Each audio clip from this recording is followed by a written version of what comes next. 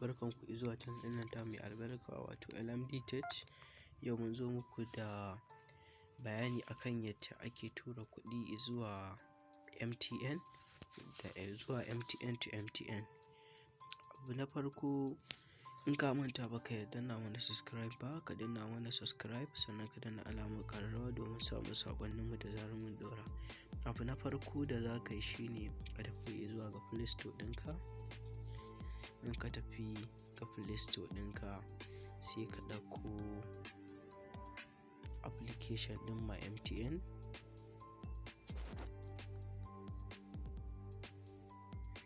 Yawwa, in ka rubuta My MTN za a gan shi kamar haka.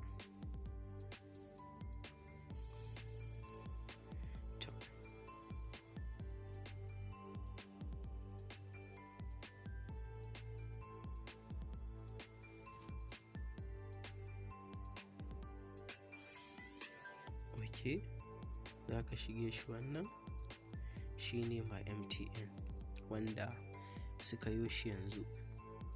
Ok, sai ka tafi ka shiga zuwa ga, in ka bayan ka installing ɗinsa sai ka shiga ga My MTN ɗin naka.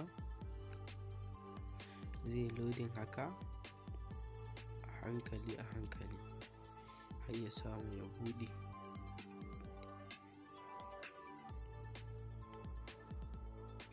Ok, gashi nan ya buɗe.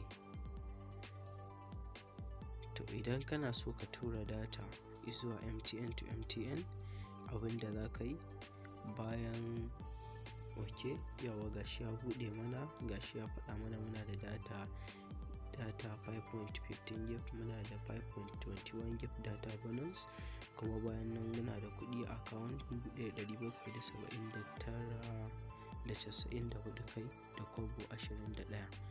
Kuma bayan nan muna da subscription na abu biyu, data plus da triple. Amma to bari mu tafi ga abin da yake gaban mu.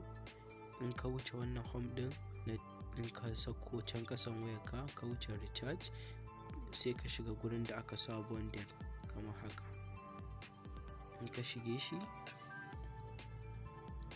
za a ga wani guri da aka ce ma share.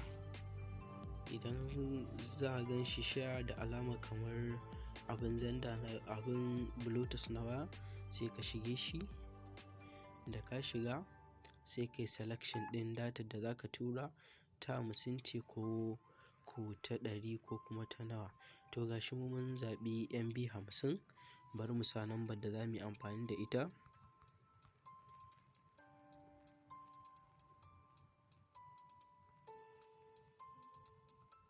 Ok, to bari mu yi processing ɗin datar sai mu nuna muku wannan bidiyo akan yadda transfer za ta shigo. Ok, bari mu kunna kyamarar waya. Ok, har kun ji ma alert ɗinta ta shigo kenan, amma bari mu buɗe muku ku gani. Gani? Hello, your 15 MB was transferred to your. Kun gani? Gashi datan mu MB 50 har ta zo. To mun gode. In ka manta baka danna mana subscribe ba, ka danna mana alamar subscribe, ka danna alamar ƙararrawa domin samun sakonnin mu da zarar mun ɗora. Mun gode.